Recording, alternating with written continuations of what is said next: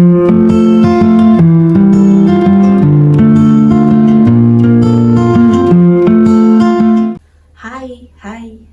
welcome back to my YouTube channel. My name is Precious Nzubechi. Welcome back. Please, if you are new here, this is a very good opportunity, a very good time for you to subscribe, because you're going to be getting premium content on here. So please click the subscribe button. Just click it. I'll just give you a few seconds to do it. It's not hard. Just click it. Thank you. So today I'll be talking about dealing with envy in your waiting season. You know how that you're waiting on God for something and you're praying to him and begging him to give you something, and somehow you just see that it's happening for other people but it's not happening for you. Just name it, whatever it is that you're asking God for. There are other people who it's happening for like this. There are people who are getting it like this. There are people who don't even need to say a word of prayer to God and they just get it. And in that kind of situation, it's very easy for you to start thinking that, God, why is this happening for this person this easily? What is this person doing differently that I'm not doing? What is it about this person that is making him or her get this and I'm not getting it? And before you know what's happening, you start envying the person, you become jealous, and it can get worse from there. So I'm going to be talking about how we can navigate that feeling of envy in your season of waiting. Envy is a resentful desire for something that is being possessed by someone else, something that someone else has that you want, that you desire, but when resentment is added to it, it becomes envy. So this person might even be your very close friend. There is something you want, you've been asking God for, and she doesn't even want it, but she just has it. And you're like, hi, God, why can't you see that she doesn't even need this thing and you're just giving it to her? Before you know what's happening, you become so angry, you begin to direct your anger to this your friend, and then once you see her, you just get angry. Once you see anything that has to do with her, you get angry. Once you hear her voice, you will get angry. Everything about her begins to irritate you. Why? Because there is something she possesses that you want for yourself, that you are wondering why she has it and you don't have it.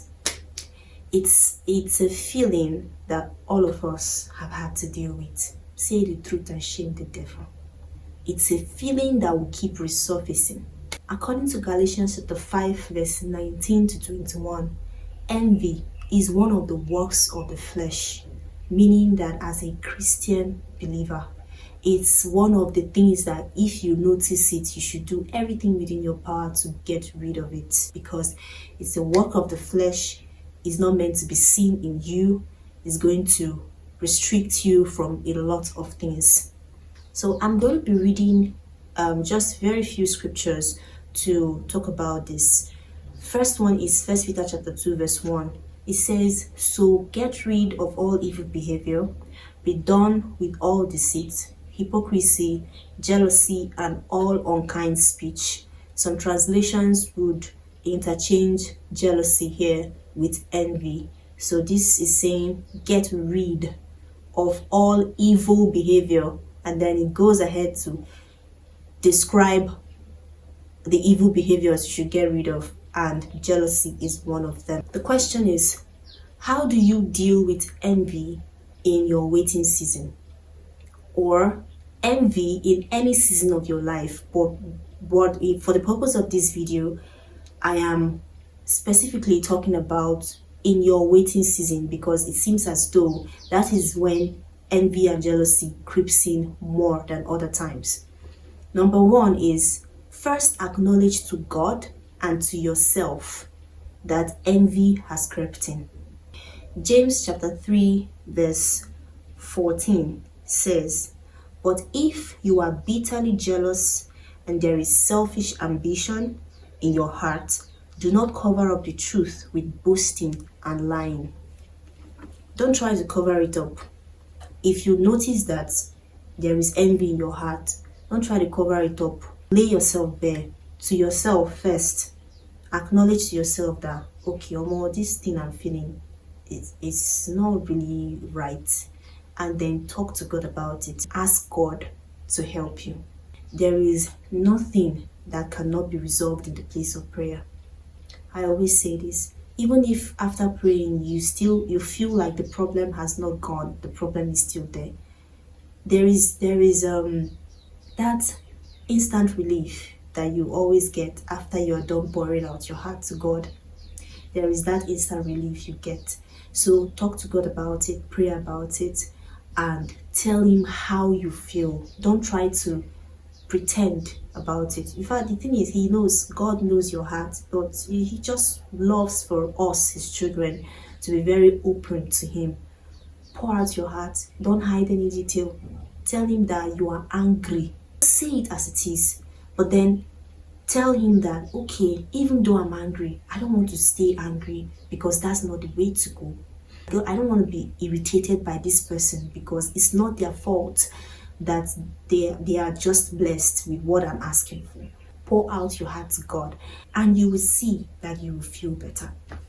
The second way to deal with this is to confide in someone and seek godly counsel.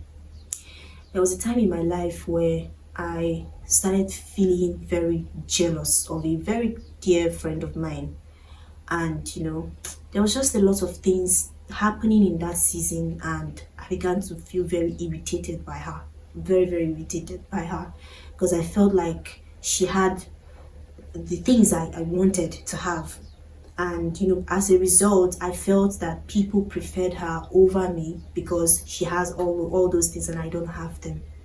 And I began to find myself getting very angry with her. I'll see her message and I'll be like, I had to report myself to a friend. And I was like, something is happening. I poured out my heart. I sent a long voice note and I told her that I am jealous of this person. I am jealous of her. I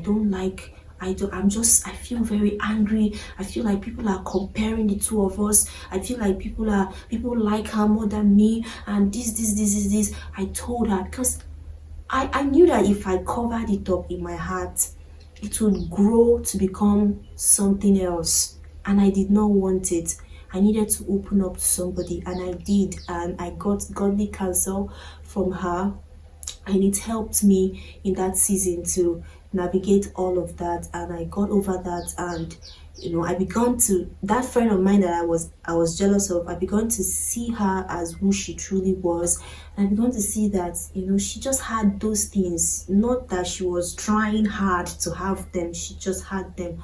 So I had no reason to be fighting her or to be giving her negative energy just because she has what I want. It doesn't make sense. So if I had not spoken about it, if I had not released it from my heart to another person's ear, I would probably not have gotten the healing that I needed at the time. So sometimes you just have to acknowledge that, okay, even though you've spoken to God about it, speak to another person, someone you trust, someone you know that this person is responsible and they will not judge you, rather they would listen to you and give you godly counsel, and you'll be fine. Another way to deal with this envy is that you have to try to be happy for the person.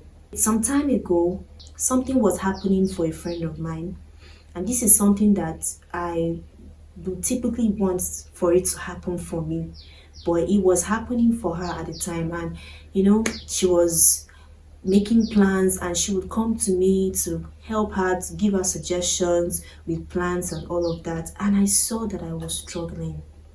I was struggling to give her the suggestions that she needed. I was struggling to be there for her as a friend, because deep down in my heart, I was struggling with envy and jealousy. After I'd finished speaking to God and clearing my mind with God, I sent her a long message and I was like, I'm really sorry. I know that you might have been observing my energy towards you. I'm sorry. Please, I would want you to be patient with me. I know I sent her a message because I needed to show her that I am happy for you, right? I am. It was difficult for me, but I had to start showing that happiness for her. And after I sent that message, I became free. I could easily talk about plans with her. I could easily talk about the situation with her without feeling some type of way, because I became genuinely happy for her. So this aspect, it might be difficult for you, because you are like, God, why is it not happening for me?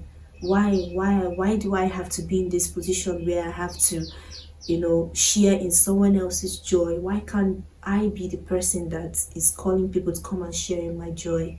I know that feeling, but you have to force yourself to be happy.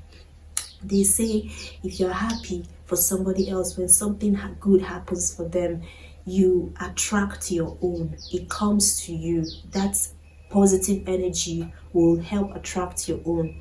But even if it doesn't attract your own, shall just be happy for the person. The last thing you would like to do is to confess positively to yourself that your own will come. So when you say, oh, I'm happy for this person, I'm glad that she has this, and I pray that mine comes. And you're not making that prayer from a place of, oh, since it has happened for this person, it has to happen for me. No, you are making that prayer from a place of peace and rest, that the same God who was able to do this for this person is the same God that will do my own for me. And I believe him, I trust him, I know he's going to do it. 1 Peter chapter 3 verse 16 says, for wherever there is jealousy and selfish ambition, there you will find disorder and evil of every kind. If you do not deal with jealousy and envy at the point where it is still brewing, if you leave it, it will grow. It will develop into something else. And if it develops into that something else, you might not be able to control it. You might not be able to control the outcome or the evil things that will come out of it. Jealousy and envy had made people to indulge in a lot of evil practices in the world. So this passage of the Bible says, wherever there is envy, there is disorder, there is evil, there is chaos. So if you are noticing that this is it, this is a problem that you have, do all of these things that I've talked about in this video, and you will definitely nip that problem in the bud. So thank you so much for watching this video. I will see you in my next video. So until then, bye.